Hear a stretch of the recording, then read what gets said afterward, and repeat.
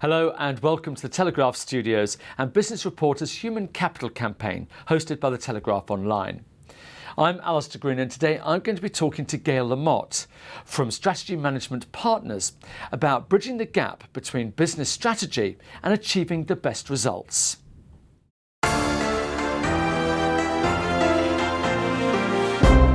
Good morning. Good morning. Now, many companies actually falter because they don't have a strategy that everyone sees as the same. What's going wrong? Well, I think that strategies often fail because there is a lack of a robust, compelling strategic story that hangs off them.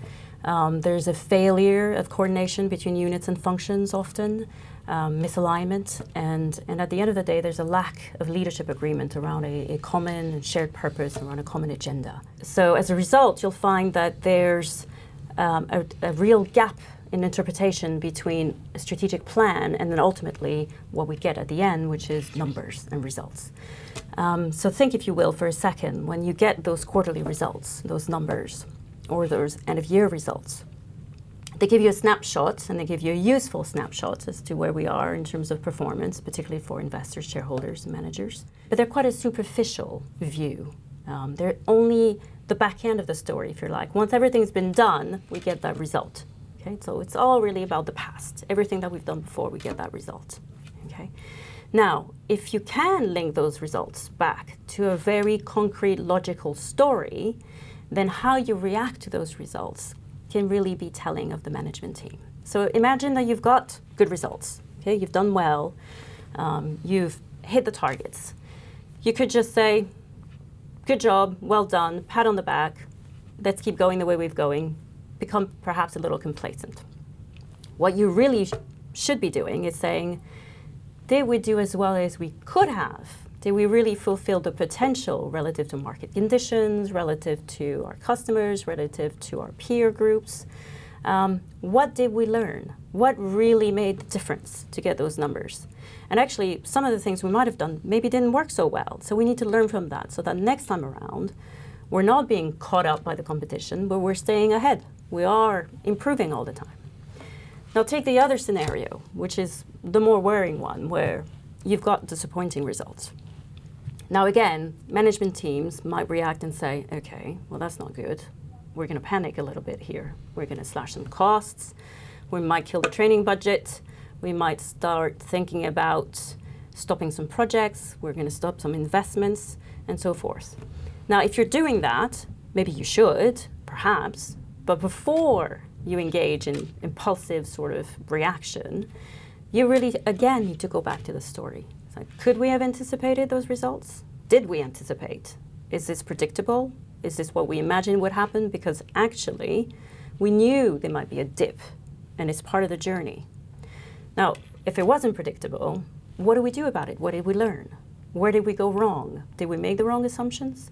So if you've just got the plan and the numbers and nothing in between, it's very difficult to go back and pin down and say, what did we do? How can we improve? What did we learn? You need to have that plan in the middle, that roadmap, that compelling logic, and you need to have that common understanding of what the plan is all about to be able to respond and react appropriately to So what you're talking results. about really is having a formal plan, a formal strategy. Put some numbers behind this. What's the difference between those organizations that have the formal strategy and those who don't?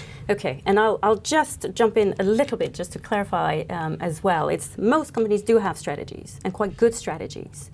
What they tend to lack is a way to translate those strategies into much more operational, action-based objectives. And that's what I think of and what I talk about when I think execution. Okay, so those companies that do have a formal execution process based on those strategies do far better than those that do not.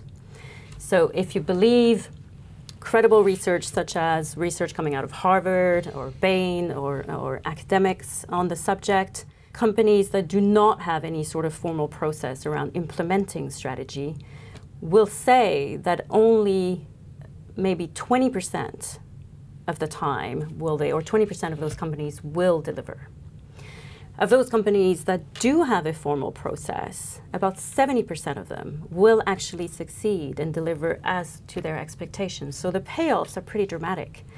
Not only that, they're dramatic in terms of just the sheer scale of the difference between peer groups. So if you think over a period of maybe 3 years of performance and compare like to like peer groups, those that do well, that have formal processes, will do better by ranges of 40, 50, 60, 80% better than their counterparts. So execution and having a formal process and a formal discipline makes a huge difference. Yet with these formal processes, there's still a huge amount of companies that are still not achieving the expected results. So what's happening? You're right, it's tough. Execution is tough. Strategies can be superb, can be really good, but if they're not translated into action, they will fail. So it is still down to this execution problem. If you think about strategy and you take all of the ingredients of strategy, unfortunately, you can't just feed it into some sort of machine and expect that out pops some sort of systematic, beautiful, predictable result. It doesn't work that way. Okay? Execution is complex because it requires the whole organization to pull together. You draw on every part of the organization. Think about it as like an orchestra. Okay? Everybody in that orchestra has a part to play. They're all high performers. They all contribute to making beautiful music. They all understand their part. So they need to understand the context in which they play. They need to understand whether the flute comes in at this point or the violin. We know which parts are going to be more relevant to us, but we also understand the whole. And like a good conductor, a management team has to be able to harness all of the talent and the assets of an organization, all the interconnections, the interdependencies to make that beautiful music. The other thing is execution is not predictable. So unlike the machine that spits out the same result every day, my orchestra and my performers, they perform every night. And although their performance is superb every night, it's also not exactly the same performance every day.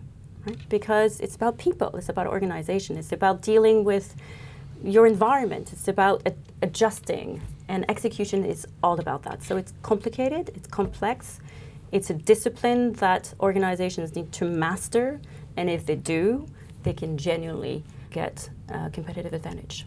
Let's say, for example, that I'm an organisation, I come to you and I'm having difficulty with getting my strategy implemented and then executing it correctly. How are you going to help me? How are you going to ensure that my strategy does work well for me? What I would do is interview each of the management team members. I would try to understand their individual views, their issues, their challenges. I would try to understand what they think the strategy means. What's their interpretation? How do we deliver shareholder value? What is it that we provide to our customers? What makes the difference?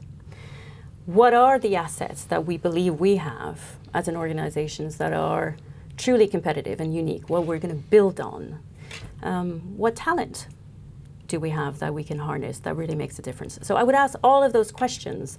And because I understand the best practice and the frameworks, what I'm trying to do is weave that story based on what I'm hearing from you. Now, obviously, a team is a team, so I don't just want to go around each individual and ask questions and then just aggregate. I don't want to do that. I want to then bring everybody in that team and work up a story. Create that collective view, that collective agenda, that shared vision, and that common language of the strategy so that everyone has contributed to it, but we're all working towards the same objectives, and more importantly, we understand them in a similar way. Okay?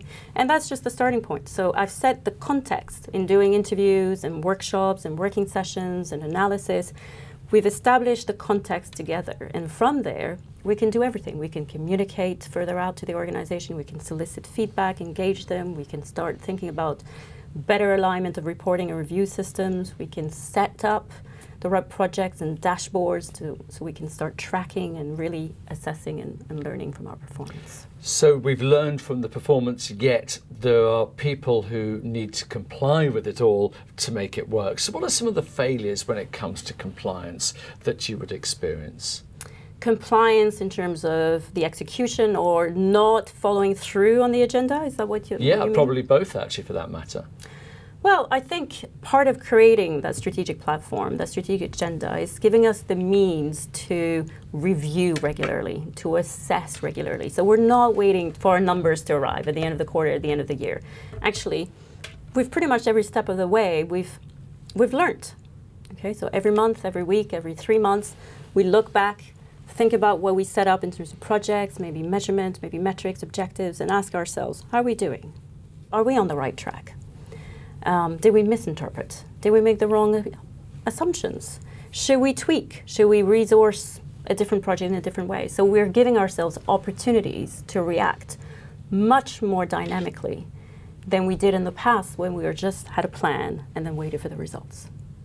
Let's look towards the future, because obviously you're looking at the whole picture here of strategy execution management. So looking towards the future, what do you see organisations really having challenges with? What are going to be the big issues for them in the future? Well, execution, I don't think is going away anytime soon. It took a little while to come of age. It started with frameworks like the scorecard and strategy maps some 20 years ago, and then of course created a whole discipline around execution.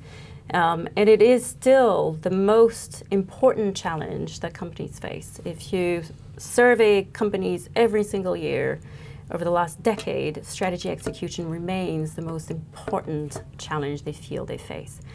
It's not going away. I think it's only going to be that much more critical to master, to be good at as a discipline. It sounds a little cliche, but change doesn't stop. Information flows tremendously fast in enormous quantities. Consumers are far more powerful. They decide much more who they want to engage with and why. Leaders have to be more inspirational. They have to live by their values. We think much more about shared value. Of course, with all the scandals that we've had in the press, all the bad press that some of the sectors have suffered, a lot of it is about holding up to scrutiny, being true to what you set out to achieve and actually living by those. So execution is all about those things, is being more agile, being more true to what you put out in terms of your objectives and expectations, and being more collaborative, more cooperative in terms of the models that businesses now are embracing. Well, you've given us a lot to think about, and one thing, as you said, change is here to stay. It's been really interesting finding out more about the whole concept of strategy management. So, Gaelle Lamotte from Strategy Management Partners, thank you very much indeed. Thank you.